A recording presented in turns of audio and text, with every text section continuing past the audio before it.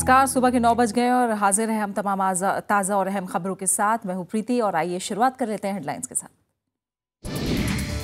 तमिलनाडु बाढ़ को केंद्र ने घोषित किया गंभीर प्रकृति की आपदा। सांसदों से 1 करोड़ रुपए की मदद की अपील। कन्याकुमारी समेत कई इलाकों में अभी भी भारी बारिश की चेतावनी। जयपुर में गिरफ्तार आईएस का मददगार। इंडियन ऑयल में मार्केटिंग मैनेजर सिराजुद्दीन करता था आतंकियों की भर्ती। अमेरिकी हवाई हमलों में आईएस के वित्तीय सरगना अब्दुल सालेह की मौत।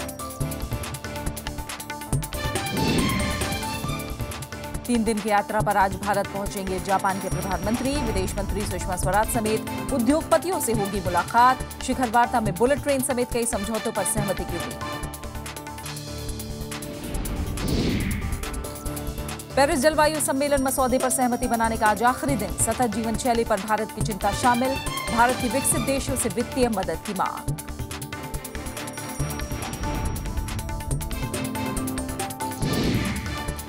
और BWF सुपर सीरीज फाइनल्स में साइना नेहवाल की जोरदार वापसी। विश्व नंबर 1 कैरोलिना मारिन को हराया। अंतिम लीग मैच में पिछली चैंपियन ताई जू यिंग से मुकाबला आज।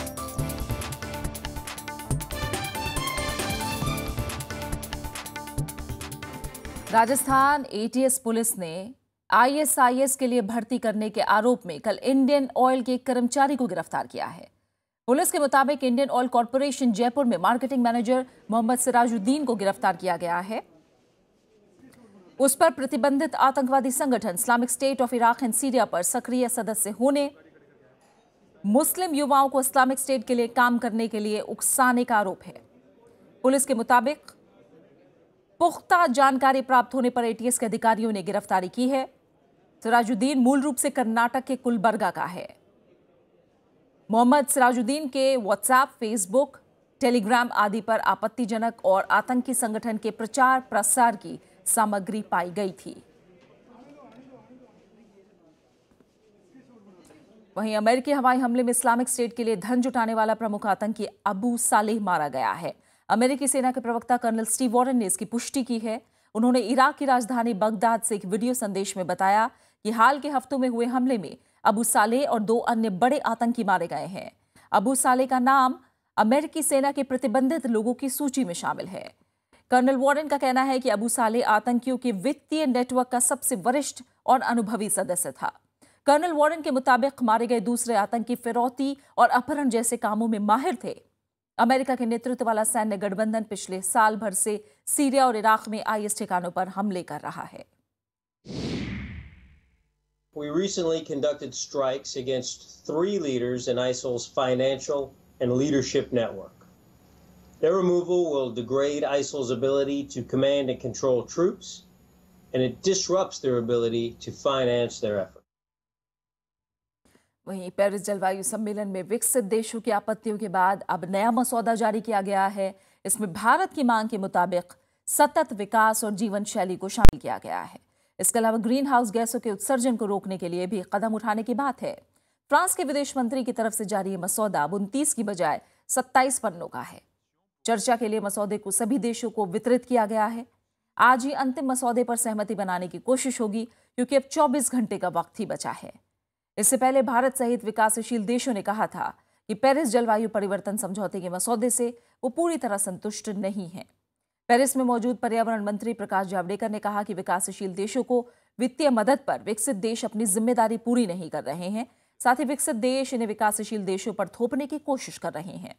ये संशोधित मसौदा 2 दिन की मंत्री स्तरीय वार्ता के बाद बीती रात जारी हुआ था, लेकिन बड़े मतभेद अब भी बने हुए हैं। सम्मेलन के अध्यक्ष फ्रांस ने कहा कि यह मसौदा आखिरी नहीं है और इसमें सुधार की गुंजाइश है। जापान के प्रधानमंत्री शिंजो आबे 3 दिन के दौरे पर आज भारत आ रहे हैं।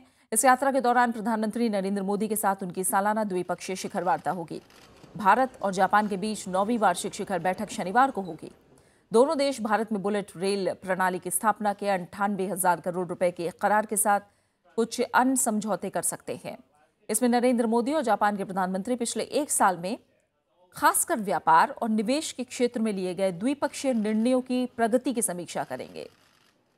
आज शिंजो आबे विदेश मंत्री सुषमा स्वराज से मुलाकात करेंगे और आज ही वो भारत जापान नवोन्मेष संगोष्ठी में हिस्सा लेंगे। और फिक्की और सीआईआई में उद्यमियों के एक समूह से बातचीत करेंगे। टोक्यो में पिछले साल हुई शिखर वार्ता में दोनों प्रधानमंत्रियों ने द्विपक्षीय संबंधों का स्तर बढ़ाकर विशेष सामरिक और वैश्विक भागीदारी के स्तर पर ले जाने पर सहमति जताई थी। रूस के बाद जापान ही ऐसा देश है जिसके साथ भारत की सालाना शिखर वार्ता होती है। आबे कल दिल्ली से वाराणसी जाएंगे, जहां दशाश्वमेध घाट पर दोनों नेता गंगा आरती करेंगे। पिछले साल अगस्त में प्रधानमंत्री की जापान यात्रा के दौरान वाराणसी को स्मार्ट सिटी के तौर पर विकसित करने पर समझौता हुआ था। वाराणसी प्रधानमंत्री नरेंद्र मोदी का संसदीय निर्वाचन क्षेत्र है। आबे का दिल्ली में राष्ट्रपति प्रणब मुखर्जी से भी मिलने का कार्यक्रम है। इस दौरान एशिया की इन दो प्रमुख अर्थव्यवस्थाओं के बीच तालमेल बिठाने और विशेष रणनीतिक संबंधों को नई ऊंचाई पर ले जाने पर खास ध्यान होगा। केंद्र सरकार ने तमिलनाडु में आई बाढ़ को प्राकृतिक आपदा माना है। गंभीर प्राकृतिक आपदा घोषित कर दिया गया है। मुख्यमंत्री जयललिता ने बयान जारी करके कहा कि मेरे अनुरोध को स्वीकार करते हुए केंद्र सरकार ने बाढ़ और उससे हुए नुकसान को गंभीर प्राकृतिक आपदा घोषित किया है। जयललिता ने यह भी कहा कि उन्होंने प्रधानमंत्री से पिछले हफ्ते बाढ़ को राष्ट्रीय आपदा घोषित करने का अनुरोध किया था। 3 दिसंबर को प्रधानमंत्री ने चेन्नई और उसके आसपास के बाढ़ग्रस्त इलाकों का हवाई दौरा किया था। जयललिता ने बयान में यह भी कहा कि संसदीय सचिवालय ने सांसदों को सर्कुलर जारी करके उनसे बाढ़ पीड़ित जिलों में सांसद निधि से 1 करोड़ रुपए की मदद की अपील की है। वहीं डीएमके समेत राज्य के विपक्षी दलों ने बाढ़ से निपटने के तरीके पर एआईएडीएमके सरकार की आलोचना की है। विपक्ष ने पिछले हफ्ते चाम्बरमबक्कम जलाशय से ज्यादा पानी छोड़ने पर भी सवाल उठाया। डीएमके ने इस बारे में जांच आयोग बनाने की मांग की है। उधर तमिलनाडु के तटीय और अंदरूनी इलाकों में बारिश में कमी से राहत कार्यों में तेजी आ गई है। हालांकि मौसम विभाग ने कन्याकुमारी समेत कई जिलों में भारी बारिश की आशंका जताई है। तमिलनाडु में बाढ़ से अब तक 343 लोग जान गंवा चुके हैं। प्रधानमंत्री नरेंद्र मोदी ने संसद की कार्रवाई में व्यवधान पर चिंता जाहिर की है। उन्होंने कहा कि लोकतंत्र किसी की मर्जी और पसंद के मुताबिक काम नहीं कर सकता। प्रधानमंत्री का कहना है कि लोकतंत्र में संवाद के जरिए ही हर समस्या का हल निकालना चाहिए। प्रधानमंत्री नरेंद्र मोदी का मानना है कि संसद में जारी गतिरोध लोकतंत्र की मजबूती के लिए ठीक नहीं है। जागरण फोरम कार्यक्रम में उन्होंने कहा कि लोकतंत्र को मनतंत्र से खतरा है और लोकतंत्र में संसद को नकारना गलत है। प्रधानमंत्री ने कहा कि संसद में व्यवधान से गरीबों के फायदे से जुड़े विधायी कामकाज नहीं हो पा रहे हैं। मुझे दुख के साथ कहना पड़ता है कि पार्लियामेंट चल नहीं रही है, गरीब का हक रुका पड़ा हुआ है। और इस अर्थ में लेकिन चर्चा क्या होती है? जीएसटी और पार्लियामेंट, जीएसटी और पार्लियामेंट। अरे भाई जीएसटी का जो होगा सब मिलकर के जो भी भागेगा, भारत का भाग्य तय होगा, लेकिन गरीबों का क्या? उन्होंने किसी भी मसले का संवाद के जरिए समाधान निकालने पर जोर दिया। वाद विवाद, संवाद, विरोध सब हो सकता है, लेकिन हम उस इंस्टीट्यूशन को ही नकार देंगे तो फिर तो लोकतंत्र के पर सवालिया निशान होगा। नेशनल हेराल्ड के मसले पर बीते 3 दिन से संसद में गतिरोध बरकरार है। कांग्रेस सरकार पर बदले की भावना से कार्रवाई का आरोप लगा रही है।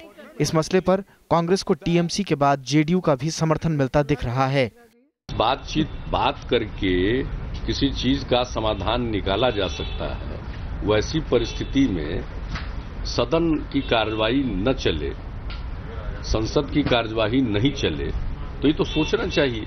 और ये बुनियादी दायित्व तो रूलिंग पार्टी का है। बहुत जल्दी याद आ गए गरीब। ये इसी पार्टी के जो मंत्रियां बाहर जाके किन चीजों से तुलना करते हैं गरीबों का, सारा देश ने सुना है। या तो इनको सरकार चलाना आता नहीं है, या तो ये लोगों को गुमराह करने ये बात कर रहे हैं। इसके अलावा प्रधानमंत्री ने लोकतंत्र की मजबूती के लिए जन भागीदारी को बढ़ावा देने पर भी जोर दिया। उन्होंने कहा कि लोकतंत्र को सिर्फ चुनाव और मतदान तक सीमित रखना ठीक नहीं है। Bureau report, Rajya Sabha TV. वित्त मंत्री अरुण जेटली ने कहा है कि सरकार ने नेशनल हेराल्ड मामले में कांग्रेस नेताओं के खिलाफ कोई कार्रवाई नहीं की है और न ही प्रवर्तन निदेशालय ने नोटिस जारी किया है।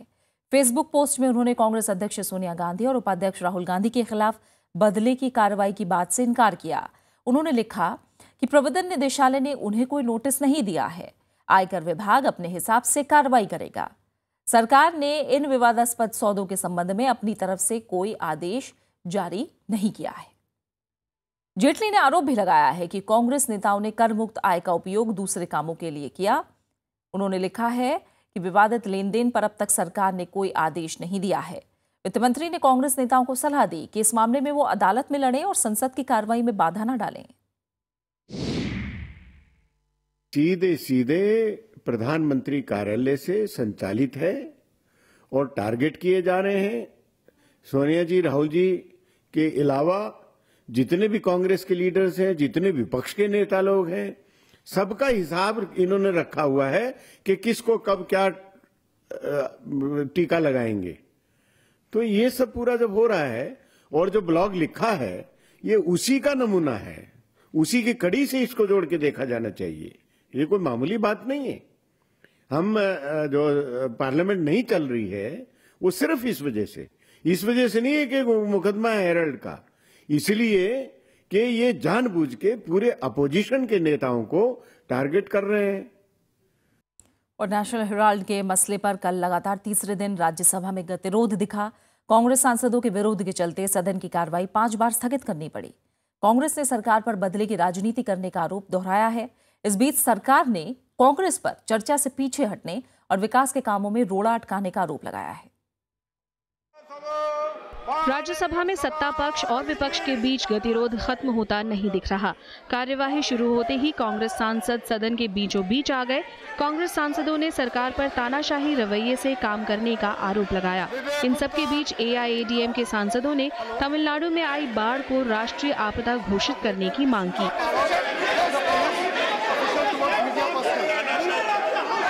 सदन में सरकार भी आक्रामक दिखी। दूरसंचार मंत्री रविशंकर प्रसाद ने कहा कि सरकार सभी मुद्दों पर चर्चा के लिए तैयार है। उन्होंने कांग्रेस पर चर्चा से पीछे हटने का आरोप लगाया।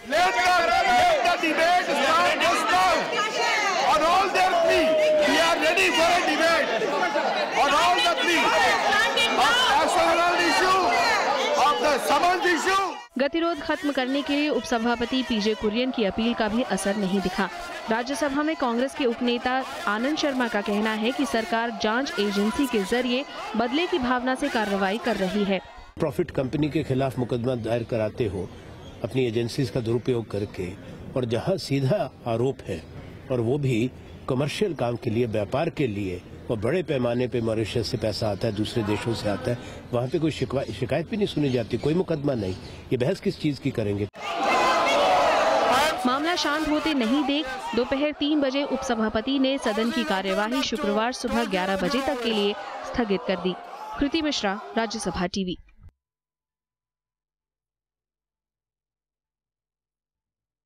का मुद्दा उठा और इस मुद्दे पर लोकसभा की कार्रवाई भी बाधित हुई। बुधवार को सूखे पर बहस के दौरान बीजेपी सांसद वीरेंद्र सिंह ने दोनों नेताओं पर असंसदीय टिप्पणी की थी। स्पीकर सुमित्रा महाजन ने टिप्पणी को कार्यवाही से बाहर करने का आदेश दिया और बीजेपी सांसद को चेतावनी भी दी। कांग्रेस पार्टी के लोकसभा में नेता मल्लिकार्जुन खड़गे ने अपने सांसदों के खिलाफ असंसदीय टिप्पणी को सरकार के समर्थन का आरोप लगाया। उन्होंने वीरेंद्र सिंह पर कार्रवाई की मांग की है। आपसे यही रिक्वेस्ट करता हूं कि उन मेंबर के ऊपर एक्शन लीजिए, कड़ा से कड़ा शिक्षा दीजिए। दूसरा चीज, ओपनली अपॉलॉजी वो अपॉलॉजी करे या आए, बात करके ये हिट एंड रन नहीं चलता। तृणमूल कांग्रेस ने भी कांग्रेस की मांग का समर्थन किया। उन्होंने कहा कि संसदीय मंत्री बचाव कर रहे हैं। So why don't we this spectacle that some members are shouting slogan, ministers are going on with their business. This is a spectacle which pains me. Speaker ने बीजेपी सांसद वीरेंद्र सिंह को माफी मांगने की सलाह दी, लेकिन उन्होंने माफी मांगने से इनकार कर दिया। मेरा आपसे, मैं एक प्रकार से आपको ये चेतावनी दे रही हूँ, बैठिए please, you please sit down, take your seat. ये जो आपने कहा वो उचित नहीं है, यही कह रही हूँ, डोंट से, इसके आगे मत करिए। सरकार की तरफ से संसदीय कार्य मंत्री ने सरकार का बचाव किया। There is no question of appreciating anybody referring to the name of the families or to the person, and moreover persons who are also not there. The Honorable Speaker has informed us that all these objectionable remarks have been expunged. Congress party और तृणमूल कांग्रेस ने मांग न माने जाने पर सदन से walkout किया। श्याम सुंदर, राज्यसभा टीवी। दिल्ली के विज्ञान भवन में एनसीपी प्रमुख शरद पवार की आत्मकथा का विमोचन किया गया। इस मौके पर राष्ट्रपति प्रणब मुखर्जी, उपराष्ट्रपति मोहम्मद हामिद अंसारी, प्रधानमंत्री नरेंद्र मोदी, पूर्व प्रधानमंत्री मनमोहन सिंह, लोकसभा स्पीकर सुमित्रा महाजन, कांग्रेस अध्यक्ष सोनिया गांधी, बीजेपी के वरिष्ठ नेता लालकृष्ण आडवाणी, समाजवादी पार्टी प्रमुख मुलायम सिंह यादव, नेशनल कॉन्फ्रेंस के फारूक अब्दुल्ला समेत कई गणमान्य लोग थे। पवार की आत्मकथा का नाम है on my terms from grass root to the corridor of power. NCP प्रमुख शरद पवार 12 दिसंबर को 75 साल के हो जाएंगे। In his legislative life, either in assembly or in parliament, and I have no doubt after 2 years he will provide us an opportunity to facilitate him on the completion of his 50 years of legislative life. Diligence and care with which he has attended to the responsibilities entrusted to him, be it the Ministry of Defence, be it other ministries, particularly the Ministry of Agriculture, is something that can always be regarded as a model. राजनीतिक जीवन होने के बाद भी उनका जो मूल पिंड रहा है वो रचनात्मक गतिविधि का रहा है, और इतने लंबे अरसे की राजनीति की सफलता का मूल भी वो रचनात्मक गतिविधि है। To Sharad Pawar ji's unique talents, his friendships with his political opponents and adversaries are legendary. In the modern language of IT, his networking skills are formidable. कि इतने साल चाहे विधानसभा हो या चाहे राज्यसभा हो या चाहे लोकसभा हो, सुमित्रा जी एक दिन भी कभी ऐसा आया नहीं कि जिस दिन में सदन की मर्यादा छोड़कर हमने कुछ कदम उठाए। कांग्रेस उपाध्यक्ष राहुल गांधी आज से 2 दिनों के असम दौरे पर हैं। आज असम में वो कई कार्यक्रमों में हिस्सा लेंगे। राहुल स्वयं सहायता समूह के लिए काम करने वाली महिलाओं से मुलाकात करेंगे और गुवाहाटी में पार्टी के कार्यकर्ताओं से मिलेंगे। कल राहुल गांधी असम के बारपेटा का दौरा करेंगे, जहां वो मदरसे के बच्चों से मुलाकात करेंगे। असम में अगले साल चुनाव होने हैं। राहुल के इस दौरे को इसी के मद्देनजर चुनावी तैयारियों से जोड़कर देखा जा रहा है।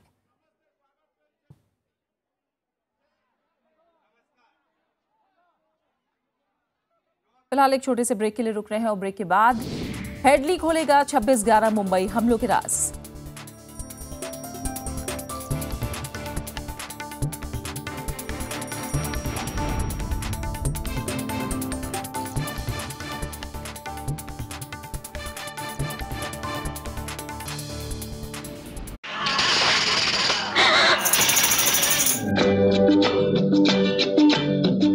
आज हैं हमारे साथ होमी मुल्लन, गुज़रे दौर के फिल्मी गानों में परकशन बजाने के जादूगर माने जाते हैं। परकशनिस्ट होता है, उसको सब कुछ साइड रिदम जिसको बोलता है अपना इंडस्ट्री में सब बजाना पड़ता है, तब जाके आप परकशनिस्ट बनते हैं।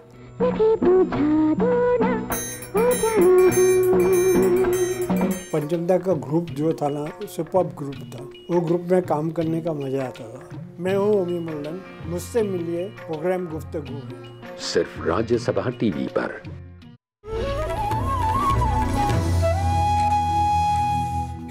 संयुक्त राष्ट्र की एक रिपोर्ट के मुताबिक अगले साल भारत की आर्थिक वृद्धि दर 7.3% रहने का अनुमान जताया गया है। इसमें कहा गया है कि इस वृद्धि दर के साथ भारत 2016 और 2017 में दुनिया की सबसे तेज बढ़ती अर्थव्यवस्था बना रहेगा। यह अनुमान संयुक्त राष्ट्र विश्व आर्थिक स्थिति और परिदृश्य यानी WESP 2016 की रिपोर्ट में लगाया गया है।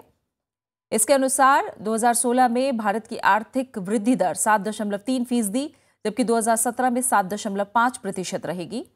रिपोर्ट के अनुसार 2014-15 में भारत की वृद्धि दर 7.2% रही थी। रिपोर्ट में यह भी कहा गया है कि 2016-17 में भारत दुनिया की सबसे तेजी से बढ़ती अर्थव्यवस्था बना रहेगा। 26/11 मुंबई हमले के आरोपी डेविड कोलमैन हेडली ने अपना गुनाह कबूल कर लिया है। हेडली इस मामले में अब सरकारी गवाह बनेगा और आतंकी हमले के राज खोलने को भी तैयार हो गया है, लेकिन इसके लिए मुंबई की टाडा अदालत ने उसे सशर्त माफी दे दी है। हेडली ने गवाह बनने के बदले अदालत के सामने प्रस्ताव रखा था। पाकिस्तानी अमेरिकी नागरिक हेडली की गुरुवार को पहली बार अमेरिका से वीडियो कॉन्फ्रेंसिंग के जरिए विशेष टाडा जज के सामने पेशी हुई। अब अगली सुनवाई 8 फरवरी को होगी और तभी उसका बयान दर्ज किया जाएगा। हेडली ने मुंबई हमले से पहले कई जगहों की रेकी की थी। इसके बाद पाकिस्तान से आए 10 हमलावरों ने मुंबई पर 26 नवंबर 2008 में कई जगहों पर हमला किया था, जिसमें 160 से ज्यादा लोग मारे गए थे और इनमें कई विदेशी नागरिक भी थे। बॉम्बे हाई कोर्ट ने हिट एंड रन मामले में सलमान खान को बरी कर दिया है। कोर्ट ने कहा है कि अभियोजन पक्ष दोष साबित करने में नाकाम रहा। पीड़ितों ने फैसले के खिलाफ अपील की मांग की है तो राज्य सरकार ने फैसले की समीक्षा की बात कही है।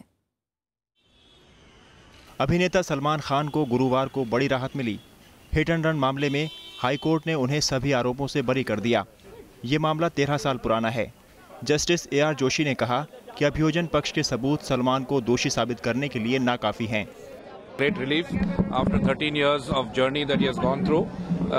The court has held in his favor on all the issues that have been raised. So we are very glad with the outcome at the end of the day. पीड़ितों ने फैसले पर निराशा जताई है और सरकार से अपील की मांग की है। अगर कानून या कायदे के कोई मुद्दे अगर सामने आते हैं तो जरूर, लेकिन ज्यादा करके तो जब पुलिस की इतनी बड़ी हार हो गई है तो मैं चाहता हूं कि मैं स्टेट को ये कहना चाहता हूं, गवर्नमेंट को, जो फडणवीस के पास होम मिनिस्टर डिपार्टमेंट है उनको मैं कहना चाहता हूं कि आप इसके बारे में अपील करें। सरकार ने कहा है कि फैसले के अध्ययन के बाद ही निर्णय लेगी। ये निर्णय क्या है, उसमें हाईकोर्ट ने क्या लिखा, कोर्ट ने क्या लिखा है, इसके छानबीन करने के बाद ही सरकार इसके बारे में निर्णय लेगी। अगर आवश्यकता होगी तो सरकार इसके बारे में अपने एडवोकेट जनरल से ओपिनियन मांगेगी। सलमान खान पर आरोप था कि वो नशे की हालत में गाड़ी चला रहे थे और उनकी कार बांद्रा में एक दुकान से टकरा गई थी, जिसमें एक शख्स की मौत हो गई थी और 4 लोग घायल हो गए थे। ट्रायल कोर्ट ने उन्हें 5 साल की सजा सुनाई थी। Bureau report, Rajya Sabha TV.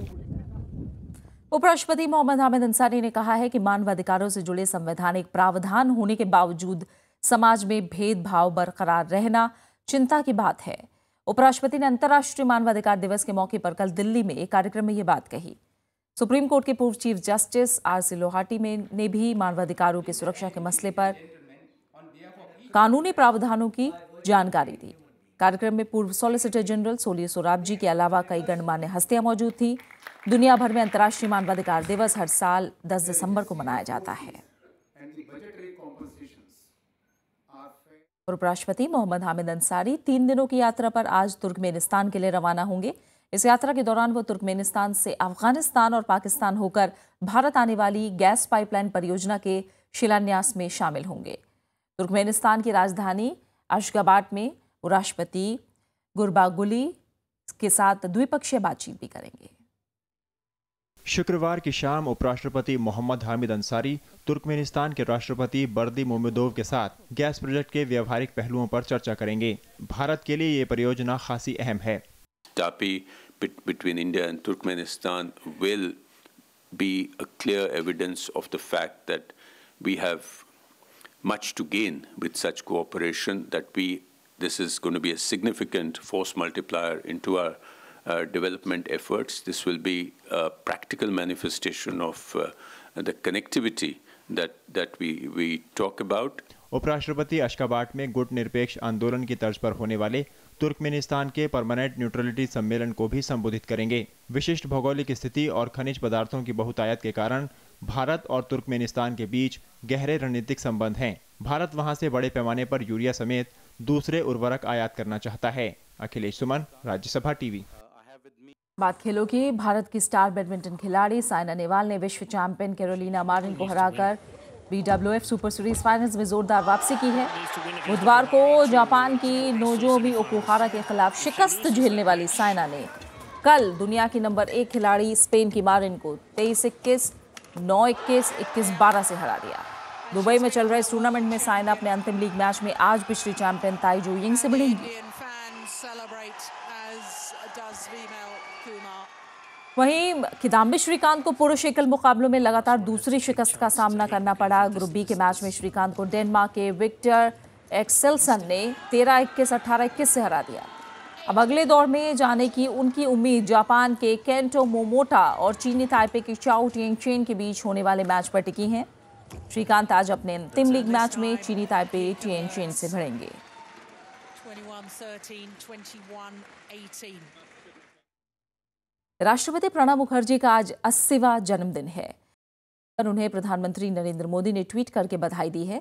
प्रधानमंत्री ने उन्हें बेमिसाल शख्सियत बताया है। प्रधानमंत्री ने उनकी लंबी उम्र और स्वास्थ्य की कामना की है। राष्ट्रपति प्रणब मुखर्जी का जन्म 11 दिसंबर 1935 को पश्चिम बंगाल के मेराती गांव में हुआ था।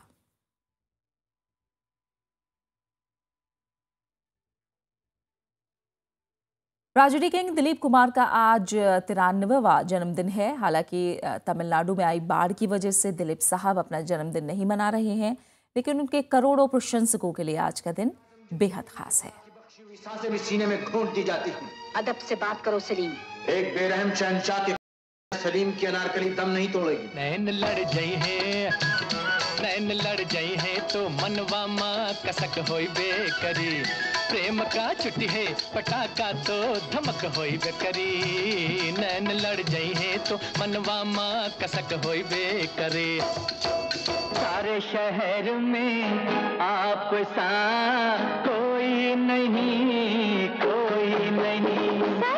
सारे शहर में आप सा कोई नहीं, कोई नहीं।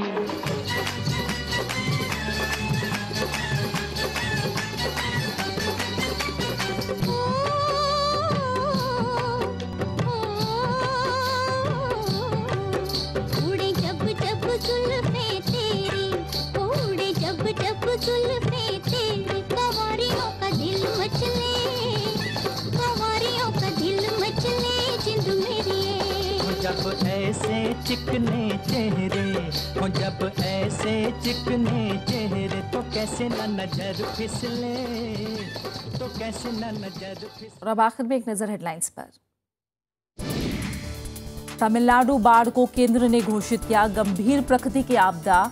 सांसदों से 1-1 करोड़ रुपए की मदद की अपील। कन्याकुमारी समेत कई इलाकों में अभी भी भारी बारिश की चेतावनी। जयपुर में गिरफ्तार आईएस का मददगार। इंडियन ऑयल में मार्केटिंग मैनेजर सिराजुद्दीन करता था आतंकियों की भर्ती। अमेरिकी हवाई हमलों में आईएस के वित्तीय सरगना अब्दुल सालेह की मौत। 3 दिन की यात्रा पर आज भारत पहुंचेंगे जापान के प्रधानमंत्री। विदेश मंत्री सुषमा स्वराज समेत उद्योगपतियों से होगी मुलाकात। शिखर वार्ता में बुलेट ट्रेन समेत कई समझौतों पर सहमति की उम्मीद। पेरिस जलवायु सम्मेलन मसौदे पर सहमति बनाने का आज आखिरी दिन। सतत जीवन शैली पर भारत की चिंता शामिल। भारत की विकसित देशों से वित्तीय मदद की मांग। BWF सुपर सीरीज फाइनल्स में साइना नेहवाल की जोरदार वापसी। विश्व नंबर 1 कैरोलिना मारिन को हराया। अंतिम लीग मैच में पिछली चैंपियन ताई जू यिंग से मुकाबला आज।